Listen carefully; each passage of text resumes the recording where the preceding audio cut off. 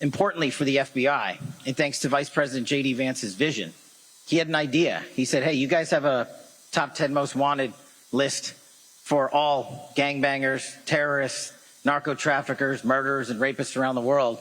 How about we have a top 10 list for most wanted fraudsters? So, Mr. Vice President, thanks to your vision, we're here to deliver. You see it here today. It is live officially on the FBI website. I want all Americans to take a look at these most wanted individuals and look at the amounts, the tens of millions and billions of dollars in fraud that they have decimated our societies from. We rely on you. Our best form of information is the American public. Take a look at this top 10 most wanted. Let us know any information. There is no bad piece of information. The only bad piece of information is the one you don't give us.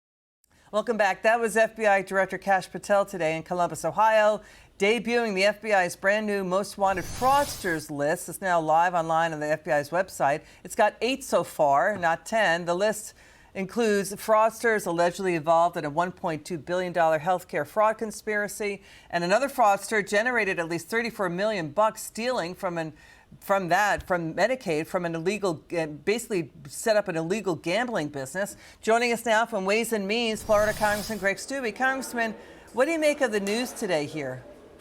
Well, first, thank you to an administration that actually cares about people that are ripping off taxpayers. And we're finally having accountability for all of these different programs throughout the federal government where people for probably decades have been ripping off taxpayers and stealing millions and billions of dollars in these different programs, from burrito stands registered as hospices in California to child welfare in Minnesota to Medicare fraud to all these different areas of fraud. And thankfully, we have an administration that's finally focusing on that and going after people that are ripping off the taxpayer. So the Trump administration also today decertified Hawaii State Medicaid Fraud Control Unit. It brought in no indictments in 4 years, even as Medicaid spending went up nearly 30%. So what do you make of the administration decertifying Hawaii State Medicaid Fraud Control Unit? It means they're going to cut off federal funding to that unit. It was given millions of dollars annually. That is the only way that we will be able to control these states that are allowing fraud to happen in their states, is by cutting off federal funding. You start cutting federal funding to all of these different programs in all of these states that are doing nothing to actually go after the fraud, that are doing nothing to actually administer these programs in a way that is prudent to the taxpayer, then absolutely, that is how you're going to get to the bottom of doing away with the fraud in these states. Listen to CMS Chief Dr. Oz in the presser today on what's going on in Ohio. Listen to this.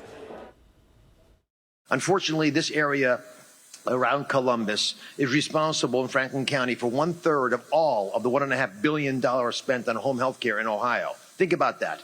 1/3 of all of the money spent on home health care in the entire great state of Ohio is generated here. That's 3 times what you would expect. There's a road very close to where we are, 288 home health care facilities in that several block area on that one road. We are naive to think that practices that were felt to be commonplace in other parts of the world wouldn't come to this great country if we didn't pay attention to some of the program integrity issues which were ignored en masse with the prior administration.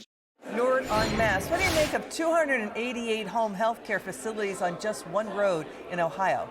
Yeah, Congress has to start holding these accounts accountable and taking money, federal money, away from these states that are not complying. Got it. From Ways and Means, Congressman Greg Steube, love having you on the show. Good to see you again.